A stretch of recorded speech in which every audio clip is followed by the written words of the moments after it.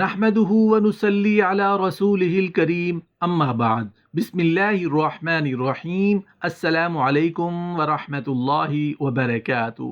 نبی کریم صلی اللہ علیہ وآلہ وسلم کو کیا کیا اذیتیں دی گئی، نبی کریم صلی اللہ علیہ وسلم کو زندگی میں کیا کیا تلخیاں پیش آئیں، نبی کریم صلی اللہ علیہ وسلم کو بدنام کرنے کی سازشیں کیسے کی گئیں، نبی کریم صلی اللہ علیہ وسلم کے لیے موت کی بد دعائیں کیسے کی گئیں، نبی کریم صلی اللہ علیہ وسلم کو محمد کی بجائے مزمم کیوں بلایا گیا، نبی کریم صلی اللہ علیہ وسلم کے ساتھ ابو جہل کی گستاخی کا دردناک واقعہ، نبی کریم صلی اللہ علیہ وسلم کے ساتھ طائف میں طعنوں اور اذیتوں کے کیا کیا واقعات پیش آئے، نبی کریم صلی اللہ علیہ وآلہ وسلم کی ذہنی توازن کے جھانسے کیسے دیے گئے، نبی کریم صلی اللہ علیہ وسلم کی گردن میں چادر ڈال کر اذیت دینے کا دل خراش واقعہ، ابو لہب اور اس کی بیوی ام جمیل کا واقعہ، نبی کریم صلی اللہ علیہ وسلم کو اذیت دینے والے 5 بدتمیز مسخروں کا انجام کیا ہوا۔ محترم ناظرین، جوں رسول اللہ صلی اللہ علیہ وسلم کے تبلیغی پروگرام میں توسیع ہوتی چلی گئی، اس کا دائرہ اثر پھیلتا گیا، تو مکہ کے کافر آپ صلی اللہ علیہ وسلم کی مخالفت کرنے اور مسلمانوں پر طرح طرح کے ظلم و ستم ڈھانے میں شدت اختیار کرتے چلے گئے۔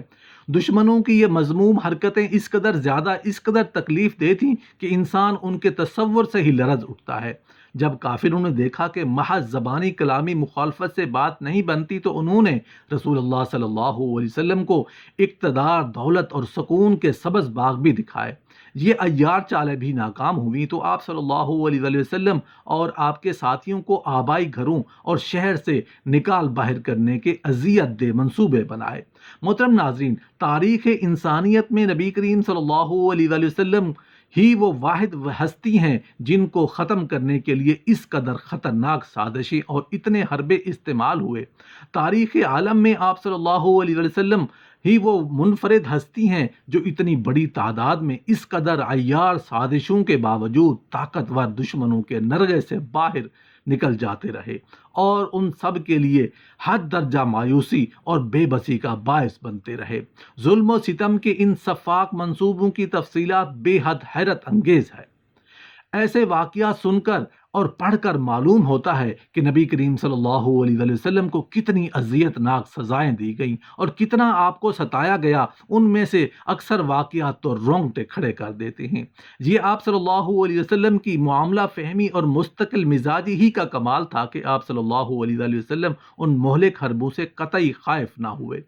باطل کے آگے گھٹنے ٹیکنے کی بجائے آپ صلی اللہ علیہ وسلم نے اس کا ڈٹ کر مقابلہ کیا، چنانچہ دشمنوں کو انجام کار ہر محاذ پر شکست ہوئی اور اسلام کا بول بالا ہوا۔ نبی کریم صلی اللہ علیہ وسلم کو محمد کی بجائے مزمم کیوں بلایا جا؟ آپ صلی اللہ علیہ وسلم کی دل کا شخصیت و کردار کی طرح آپ صلی اللہ علیہ وسلم کا اسم گرامی بے حد پیارا تھا۔ محمد عربی زبان کا بے حد حسین لفظ ہے جس کے معنی ہیں قابل تعریف۔ بد ذوق کفار مکہ کا ایک مرغوب مشغلہ یہ بھی تھا کہ وہ رسول اللہ صلی اللہ علیہ وسلم کو نام کو بگاڑتے رہتے تھے، چنانچہ محمد صلی اللہ علیہ وسلم کی بجائے وہ اکثر آپ صلی اللہ علیہ وسلم کو مزمم یعنی قابل مذمت بھی کہتے رہے۔ رسول اللہ صلی اللہ علیہ وسلم ان تمام گستاخیوں اور بد ذوقیوں کو نظر انداز فرماتے اور صبر و تحمل سے کام لیتے تھے۔ آپ صلی اللہ علیہ وسلم اکثر فرمایا کرتے تھے، کیا تمہیں ان ضربوں پر حیرت نہیں ہوئی جو قریش مجھے دینا چاہتے ہیں؟ مگر جن سے اللہ تعالیٰ مجھے محفوظ رکھتے ہیں وہ مجھے مذمم ہونے کا طعنہ دیتے ہیں، مگر میں تو فی الحقیقت محمد صلی اللہ علیہ وآلہ وسلم ہی ہوں۔ نبی کریم صلی اللہ علیہ وسلم کے لیے موت کی بد دعائیں کیسے دی گئیں؟ جب مکہ میں رسول اللہ صلی اللہ علیہ وسلم کے لیے جینا دو بھر کر دیا گیا تو آپ صلی اللہ علیہ وآلہ وسلم مدینہ ہجرت فرما گئے، تاہم دشمنوں کی نفسیاتی یلغار یہاں بھی اسی شد و مد سے جاری رہی۔ مکہ میں آپ صلی اللہ علیہ وسلم کو تنگ کرنے میں کافر پیش تھے، مگر مدینہ میں اس ذلیل حرکت کی قیادت یہودیوں کے ہاتھ آئی۔ یہودی جب بھی آپ صلی اللہ علیہ وسلم کو دیکھتے طعنے دیتے، آوازیں کستے، آپ صلی اللہ علیہ وسلم سے ملتے تو صحیح طریقے سے السلام علیکم کہنے کی بجائے السلام علیکم یعنی آپ کی موت ہو کہتے۔ رسول اللہ صلی اللہ علیہ وآلہ وسلم کی دشنام ترازی اور ایذا رسانی میں مدینہ کے یہودی مکہ کے کافروں سے بازی تو نہ جیت سکے، مگر اپنی طرف سے انہیں بھی کوئی کسر نہ اٹھا رکھی، مگر ان سب باتوں سے رسول اللہ صلی اللہ علیہ وسلم پر کوئی اثر نہ ہوا۔ لوگوں کو برائی سے بچانے اور نیکی کی طرف مائل کرنے کے لیے آپ صلی اللہ علیہ وآلہ وسلم مسلسل جد و جہد کرتے چلے گئے، بلکہ جوں جوں آپ صلی اللہ علیہ وسلم کی جسمانی اذیتیں بڑھتی گئیں توں آپ صلی اللہ علیہ وسلم بتوں اور بدی کی مذمت میں شدت اختیار کرتے چلے گئے۔ اپنے نفسیاتی حربوں کی ناکامی اور رسول اللہ صلی اللہ علیہ وآلہ وسلم کے عزم و استقلال سے دشمنوں کی مایوسی اور اضطراب کی انتہا نہ رہی، اور ان کی مخالفت اور نفرت دن بدن زیادہ شدید اور زیادہ خطرناک روپ دھارتی چلی گئی۔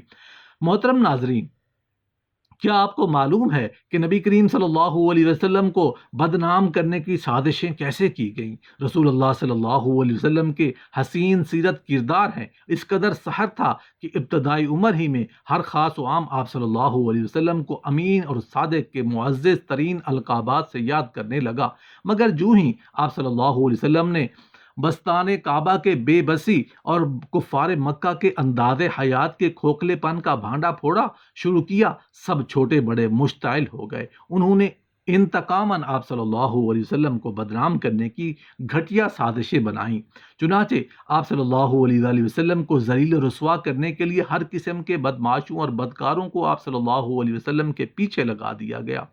ایک روز تو یہ ہوا کہ جب آپ صلی اللہ علیہ وآلہ وسلم گھر سے باہر نکلے تو گلی بازار میں جو بھی آپ صلی اللہ علیہ وسلم کو ملتا، آپ صلی اللہ علیہ وسلم کو جھوٹا کہتا اور طرح طرح کے طعنے دیتا۔ اس روز آپ صلی اللہ علیہ وسلم بے انتہا گستاخ اور ذلیل کن رویہ اختیار کیا گیا۔ بدنامی کے یہ اونچے دار حضور صلی اللہ علیہ وسلم پر دل پر لگے۔ آپ صلی اللہ علیہ وآلہ وسلم جلدی جلدی گھر لوٹے، بستر پر لیٹ کر ایک چادر اوپر اوڑھ لی اور یوں اپنے جذباتی زخموں کو مداوا کرنے لگے۔ اسی موقع پر اللہ تعالیٰ نے اس مشہور سورت مبارکہ میں آپ صلی اللہ علیہ وآلہ وسلم کی یوں دل جوئی فرمائی: اے چادر لپیٹ کر لیٹنے والے، اٹھ اور لوگوں کو خبردار کر۔ نبی کریم صلی اللہ علیہ وآلہ وسلم کی گردن میں چادر ڈال کر اذیت کا واقعہ۔ ایک دن رسول اللہ صلی اللہ علیہ وآلہ وسلم خانہ کعبہ میں مصروف عبادت تھے۔ عقبہ بن مسعید بھی ادھر آ نکلا۔ اس نے آپ صلی اللہ علیہ وسلم سے ٹھٹھا کرنے کا یہ موقع غنیمت سمجھا، چنانچہ اس نے اپنی چادر اتاری اور اسے رسول اللہ صلی اللہ علیہ وآلہ وسلم کی گردن کے گرد لپیٹ دیا، پھر اسے اس زور سے جھٹکا دیا کہ آپ صلی اللہ علیہ وآلہ وسلم زمین پر گر پڑے۔ اس بدتمیز عقبہ اور اس کے گنوار ساتھی مارے ہنسی کے لوٹ پوٹ ہو گئے۔ محترم ناظرین، کیا آپ کو اونٹ کے فضلے والا واقعہ یاد ہے؟ ایک دن رسول اللہ صلی اللہ علیہ وسلم خانہ کعبہ میں عبادت میں مگن تھے۔ قریش کا بڑا اکھڑ سردار ابو جہل اپنے بدمعاش ساتھیوں سے کہنے لگا: فلاں جگہ کسی سے اونٹ ذبح کیا ہے اور اس کا فضلہ یعنی اوجڑی بھی ابھی تک اس گلی میں پڑا ہے، اگر کوئی اسے اٹھا لائے تو میں اسے محمد صلی اللہ علیہ وسلم پر دے ماروں۔ یہ سنتے ہی عقبہ وہ فضلہ اٹھا لایا۔ جو ہی رسول اللہ صلی اللہ علیہ وسلم سجدے میں گئے، گندا فضلہ آپ صلی اللہ علیہ وسلم کی گردن مبارک پر پھینک دیا گیا، اور پھر اس بدتمیزی پر ہر طرف کہے کہے گونجنے لگے۔ رسول اللہ صلی اللہ علیہ وسلم کا مبارک جسم گندگی میں لت پت ہو گیا۔ ابو جہل اور اس کا ساتھی بے حد خوش ہوئے۔ کسی نے رسول اللہ صلی اللہ علیہ وسلم کی صاحبزادی حضرت فاطمہ رضی اللہ تعالی عنہا کو اس واقعے کی اطلاع دی۔ وہ اس وقت بمشکل 5-6 برس کی تھیں۔ بیچاری بھاگم بھاگ خانہ کعبہ پہنچی، گندے فضلے کو رسول اللہ صلی اللہ علیہ وسلم کے جسم سے اٹھایا، غلاظت کو صاف کیا اور بدتمیز ابو جہل اور عقبہ کو سخت سنائی۔ نبی کریم صلی اللہ علیہ وآلہ وسلم کے ساتھ ابو جہل کی گستاخی کا واقعہ۔ ایک مرتبہ رسول اللہ صلی اللہ علیہ وآلہ وسلم کو صفا سے گزر رہے تھے کہ ابو جہل اپنے گستاخ انداز میں آپ صلی اللہ علیہ وسلم پر آواز کسنے لگا۔ جب اس ذاتی تضحیک و تمیز سے اس کا جی نہ بھرا تو وہ اسلام کے بارے میں ناروا باتیں بکنے لگا، مگر اس کی اس گستاخی اور بد ذوقی پر رسول اللہ صلی اللہ علیہ وسلم نے کمال صبر و تحمل کا ثبوت دیا اور بالکل خاموش رہے۔ اس دن رسول اللہ صلی اللہ علیہ وسلم کے چچا حضرت حمزہ رضی اللہ تعالی عنہ شکار کے لیے مکہ سے باہر گئے ہوئے تھے۔ ایک عورت نے یہ سب کچھ اپنی آنکھوں سے دیکھا تو حمزہ رضی اللہ تعالیٰ عنہ سے شکار سے لوٹے تو اس نے آپ کو سارا واقعہ سنایا۔ حمزہ رضی اللہ تعالیٰ عنہ طیش میں آ گئے اور سخت غصہ کی حالت میں ابو جہل کی تلاش میں چل نکلے۔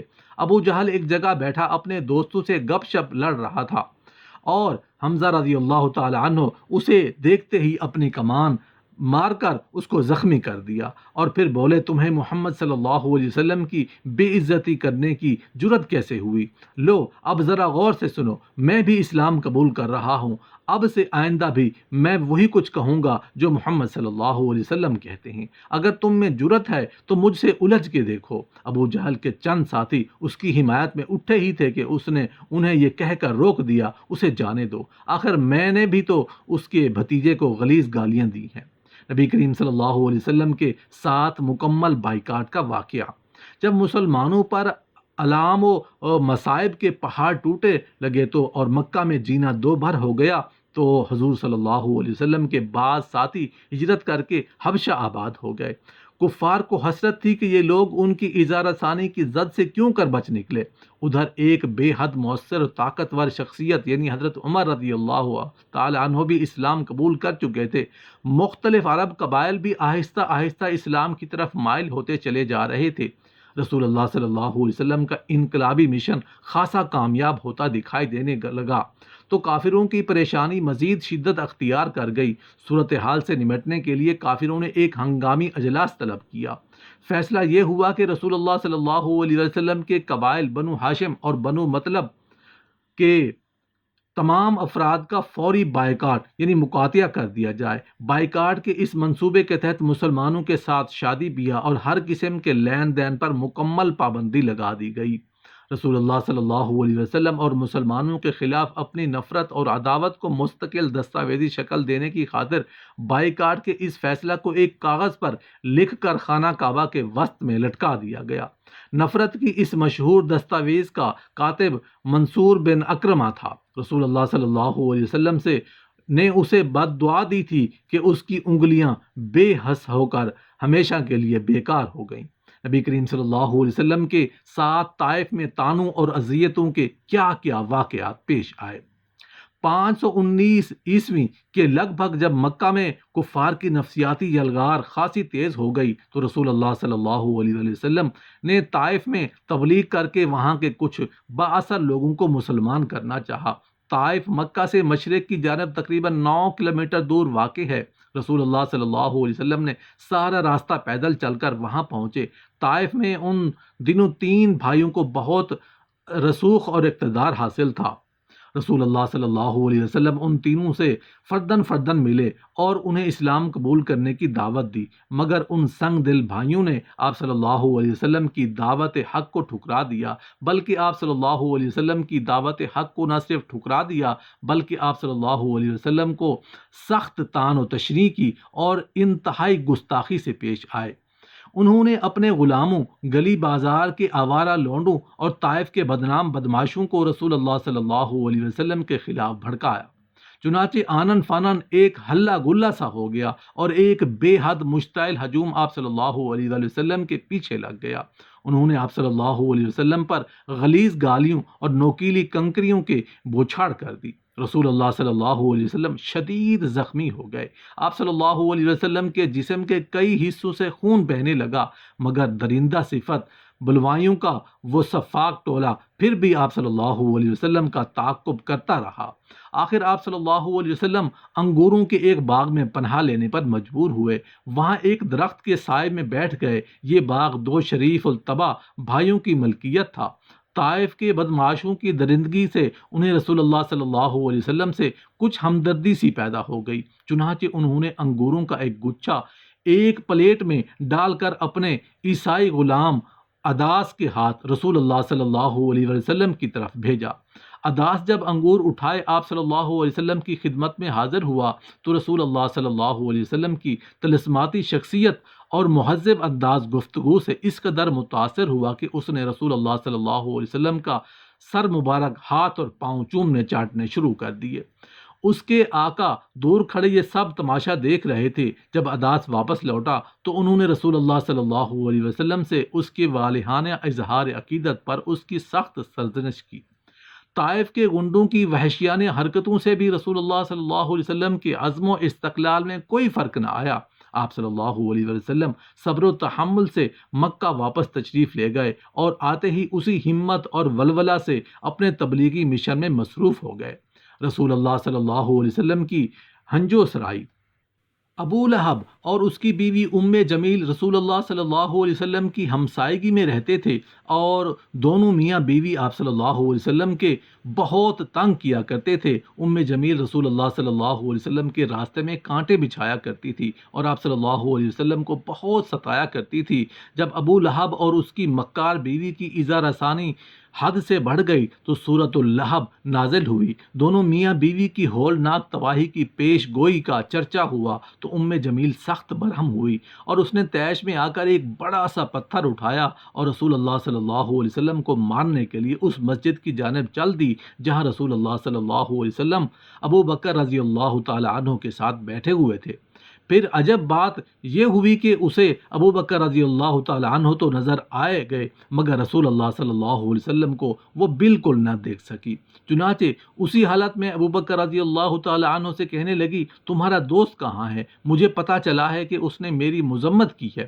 خدا کی قسم اگر آج وہ میرے ہاتھ لگ جاتا تو میں اس پتھر سے اس کا منہ پھوڑ دیتی۔